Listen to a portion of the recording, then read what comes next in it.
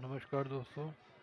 आज हम खड़े हैं गंगा की नदी के तट पर। जैसा कि आप मेरे पीछे देख पा रहे हैं, ये गंगा नदी जो है हिंदुस्तान की पावन नदी है। और आज मैं इस कुछ चर्चा करूंगा जो आप जिसको देखने के बाद आप ये समझ पाएंगे कि जो हमारी गंगा नदी है वो कहाँ से निकलती है, उसका उद्गम क्षेत्र कहाँ है और वो अंत में जाके कहाँ पे विलीन हो जाती है।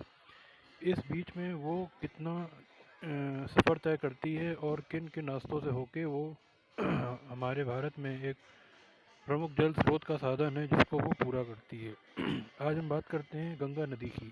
जैसा कि आप सभी जानते हैं कि गंगा नदी का जो उद्गम क्षेत्र है वो गंगोत्री से होता है, जिसमें अलकनंदा और भागीरथी जब आके मिलती हैं तब वो गंगा नदी का निर्माण करती हैं। गंगा नदी जो है जैसा कि आप मेरे पीछे देख पा रहे हैं, गंगा नदी जो है वो लगभग उत्तराखंड में कुछ 200 से 300 मीटर किलोमीटर की दूरी को तय करते हुए उत्तर प्रदेश में प्रवेश करती है। उसके बाद वो हरिद्वार में जाती है। हरिद्वार में जाने के बाद वो बिहार में होती हुई फिर बांग्लादेश में प्रवेश कर जाती है, जिसके किनारे ही कोलकाता क्षेत्र जो वो अवस्थित है, वहाँ पर इसका नाम पद्मा नदी हो जाता है। और पद्मा नदी के बाद ये जो है अपना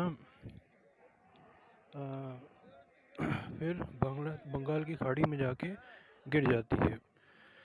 तो ऐसे ही कई सारे और प्रमुख नदी तंत्र हैं। चूँकि नदियों की एक खास बात ये होती है कि नदियाँ जो हैं हमेशा अपना मार्ग खुद ही बनाती हैं। वो पर्वतों को चीरती हुई आगे बढ़ती जाती हैं, आगे की ओर प्रवाहित हो जाती हैं।